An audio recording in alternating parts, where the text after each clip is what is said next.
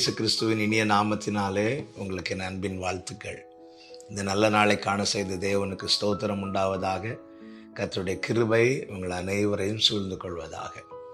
கலாத்தியருக்கு எழுதின நிருபம் 5வது அதிகாரம் அதனுடைய 22, 23 வசனங்கள். ஆவியின் கனியோ அன்பு, சந்தோஷம், சமாதானம், நீடிய பொறுமை, தயவு, நற்குணம், விசுவாசம், சாந்தம், இச்சையடக்கம். இப்படிப்பட்டவைகளுக்கு விரோதமான பிரமாணம் ஒன்றுமில்லை. கர்த்தருடைய பரிசுத்த நாமத்திற்கு மகிமை உண்டாவதாக. கர்த்தர் நம்மிடத்தில் கனியை எதிர்பார்க்கிறார் என வேதம் அழகாய் நமக்கு காண்பிக்கிறது. இந்த பிரமாணம் கனி உள்ளவனுக்கு விரோதமாய் இல்லை, மாறாக கனி உள்ளவனுக்கு இந்த பிரமாணம் நண்பனாய் காணப்படுகிறது. என கேட்டுக்கொண்டிருக்கிற அன்பு சகோதரா, சகோதரி, 1 கொரிந்தியர் 12 ஆவிக்குரிய 9 வரங்களை குறித்து சொல்லப்பட்டிருக்கிறதை நாம் பார்க்க முடியும். இங்கே ஆவியின் கனிகளை குறித்து சொல்லப்பட்டிருக்கிறது.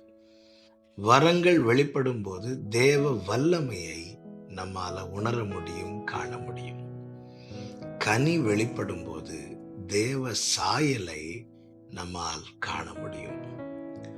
இந்த நாளிலே எல்லாருடைய விருப்பம் எதுவா இருக்கிறது என்றால் தேவ வல்லமை வெளிப்பட வேண்டும் என்றுதான் இருக்கிறது. ஆனால் அநேகர் ஒரு காரியத்தை மறந்து விட்டார்கள். என்னவென்றால், நாம் இனி அவர் இருக்கிற வண்ணமாகவே காணப்போகிறோம். அவர் இருக்கிற வண்ணமாய் காண வேண்டுமானால் அவரை போல மாற வேண்டும். அதுதான் அவருடைய சாயல். அருமையான ஒரு பாடல் உண்டு, தேவ சாயல் ஆக மாறி தேவனோடு இருப்பேன்.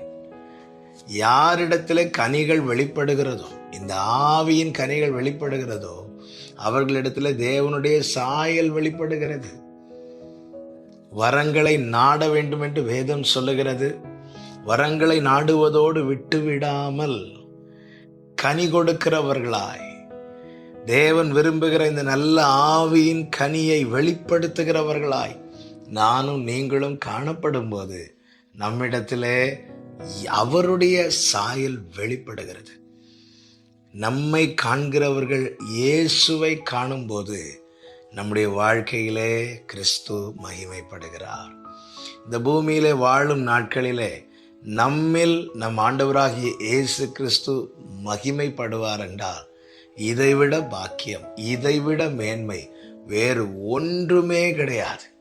கிறிஸ்துவின் சாயலை வெளிப்படுத்துகிற வாழ்க்கை, அதுவே தேவனுக்கு உகந்த வாழ்க்கை.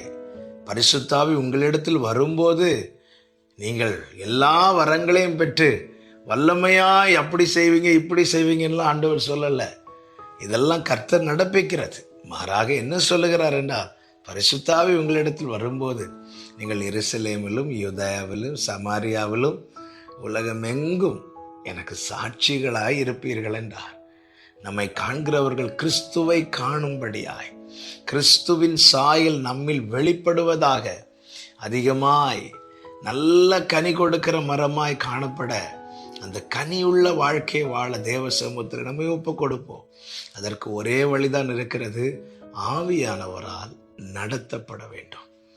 தேவ வல்லமை நம்மில் விளங்கட்டும், வெளிப்படுவதாக. அதிலும் மேலாக தேவ சாயல் நம்மில் வெளிப்படட்டும். நம்மை பார்க்கிறவங்க கிறிஸ்துவை காணட்டும். ஒரு யூதனுடைய வஸ்திர தொங்கலை 10 பேர் பிடித்து கொண்டு உங்க கூட கர்த்தர் இருக்கிறார், நாங்களும் வருகிறோம் என்று சொல்லுகிற தீர்க்க தரிசன வார்த்தை நம்முடைய வாழ்க்கையிலே நிறைவேறுவதாக. கனி உள்ளவர்களாய் காணப்படுவோம், கிறிஸ்துவை வெளிப்படுத்துவோம், தேவ சாயலை அடைவோம். கர்த்தர் நல்லவர். கர்த்தர் அப்படியே நம்மை நடத்துவாராக. நல்ல தகப்பனே, இரக்கமுள்ள பிதாவே, நீர் நல்லவரப்பா. ஆண்டவரே, உம்முடைய சாயலை வெளிப்படுத்துகிற இந்த ஆவியின் கனி நிறைந்த வாழ்க்கையாய் எங்கள் வாழ்க்கையை கர்த்தர் மாற்றி நடத்துவீராக.